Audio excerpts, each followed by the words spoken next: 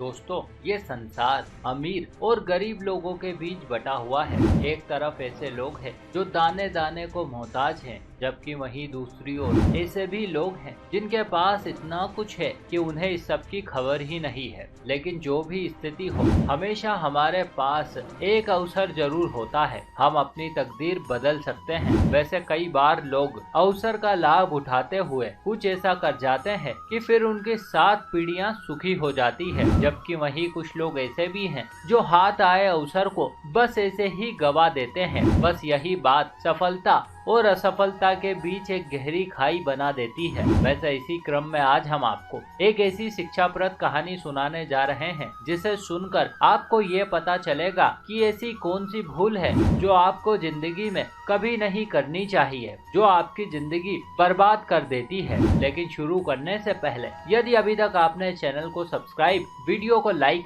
व शेयर नहीं किया है तो जल्दी से कीजिए। नमस्कार और एक बार फिर स्वागत है आप सभी का आपके अपने वीडियो कलेश यूट्यूब चैनल पर। किसी नगर में एक गरीब आदमी अपने परिवार के साथ रहता था। पेशे से वो राजा की सेना में सिपाही था, लेकिन दोस्तों उसके हालात बहुत ही बुरे थे, क्योंकि हर दिन ना तो युद्ध होते थे और ना ही रोज रोज नगर की सुरक्षा की आवश्यकता थी। अतः इन्हीं सब कारणों से राजा के लिए उसका होना न होना एक समान था। उसे वेतन भी कभी कभार ही मिलता था। मुश्किल वो अपनी दिनचर्या चला पाता। इसी बात से अक्सर उसका उसकी पत्नी के साथ झगड़ा हो जाता था। वो बेचारी भी जैसे तैसे अपना मन मार कर रहती। ना तो वो अपने बच्चों को अच्छा कुछ खिला पाते और ना ही कभी वो उन्हें खेल खिलौने दिलाते। यहाँ तक कि 2 जून की रोटी के लिए भी उस दंपत्ति को संघर्ष करना पड़ता। वो सुबह से लेकर शाम तक यहाँ वहाँ भटक कर जो कुछ मिलता उसे घर ले आता, ताकि पत्नी व बच्चों का भरण पोषण हो सके। लेकिन दोस्तों ऊपर वाला बड़ा ही दयालु है। वो सभी की परवाह करता है, भले ही कोई कैसा ही क्यों न हो। वो बनने का एक अवसर जरूर देता है, और जो कोई इस अवसर को पहचान ले, गरीबी व दुखों से सदा सदा के लिए मुक्त हो जाता है। ठीक ऐसा ही कुछ उस सिपाही के साथ भी हुआ। एक रात जब वो जंगल से गुजर रहा था कि तभी अचानक से उसे दूर पेड़ के नीचे कुछ चमकता हुआ दिखा। देखने पर उसे वो स्वर्ण जैसा प्रतीत हुआ। जब उसने पास जाकर देखा तो उसे अपने भाग्य पर विश्वास नहीं हुआ। दरअसल वो स्वर्ण जैसा नहीं बल्कि स्वर्ण ही था। उसने परमात्मा का धन्यवाद दिया। अभी कुछ देर पहले वो हताश था। वो सोच रहा था कि अब वो घर क्या लेकर जाएगा, अपने बच्चों को क्या खिलाएगा। लेकिन अब उसे इतना कुछ मिल गया था कि इससे साल भर तक उसका परिवार बहुत अच्छे से रह सकेगा। तदनंतर वो स्वर्ण को लेकर सीधे बाजार पहुंचा। वहां उसने उसे बेचकर नकदी प्राप्त की। फिर उन पैसों से उसने अपनी पत्नी व बच्चों के लिए कपड़े, मिठाइयाँ, खिलौने व खाने पीने की अन्य कई वस्तुएं खरीदी। जब वो अपने घर गया तो ढेर सारे उपहार व खाने पीने की वस्तुएं देख पत्नी व बच्चे खुशी से उछल पड़े। उनकी खुशी का ठिकाना न रहा। और इस प्रकार से दोस्तों उस दिन उसने व उसके परिवार ने जीवन में पहली बार अमीरी देखी थी। लेकिन दोस्तों ये सिलसिला यही नहीं थमने वाला था। अगले दिन वो फिर से उसी स्थान पर पहुंचा और आज फिर से उसे वहां उतना ही सोना मिला। और इस प्रकार से उसने अब रोज का क्रम बना लिया। वो दिन के समय तो अपने घर पर ही विश्राम करता और सांझ ढलते ही उस पेड़ के निकट चला जाता। कई दिनों तक सब कुछ ऐसा ही चलता रहा। इस प्रकार से उसने काफी स्वर्ण इकट्ठा कर लिया। लेकिन अब तक भी उसने ये जानने की कोशिश नहीं की थी कि भला वहाँ सोना कहाँ से आता था। आखिर वो कौन था जो वहाँ पर रोजाना सोना रख जाता था।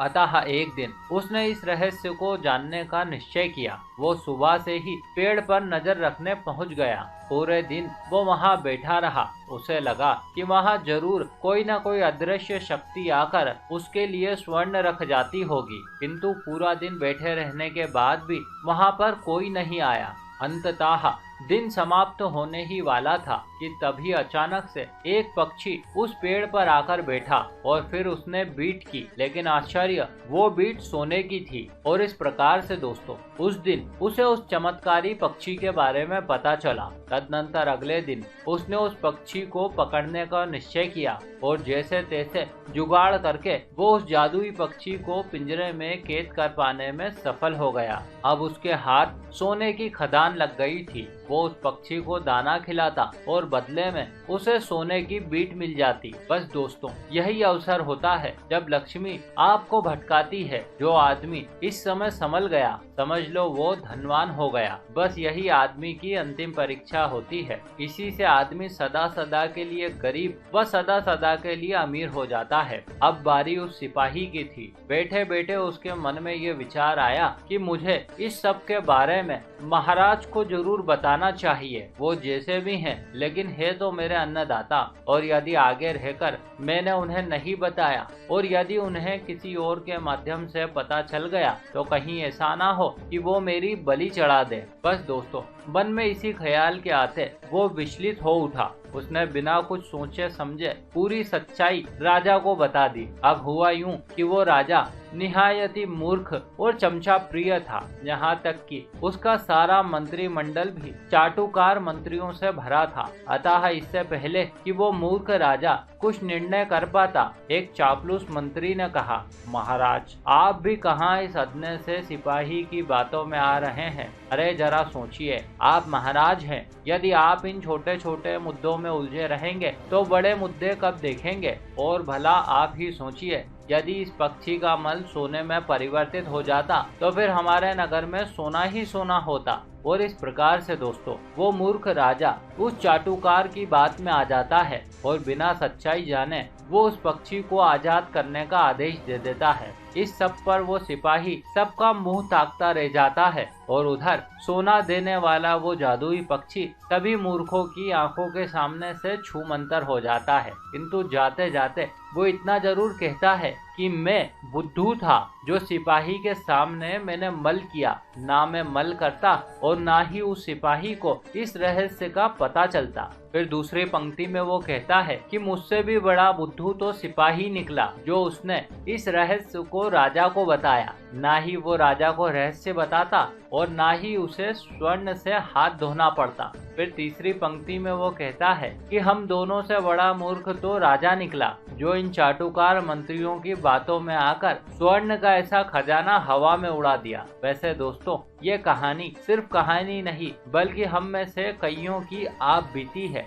जबकि नियति कहती है कि हमें हमारे निर्णय स्वयं की बुद्धि से ही लेने चाहिए, क्योंकि हमें हमसे बेहतर कोई और नहीं जानता। दूसरा ये कि हमें बिना विचारे कभी दूसरों पर भरोसा नहीं करना चाहिए। व तीसरा ये कि हमें हमारे राज स्वयं तक ही रखना चाहिए, वरना कब ये राज उजागर हो जाएंगे हमें पता ही नहीं चलेगा।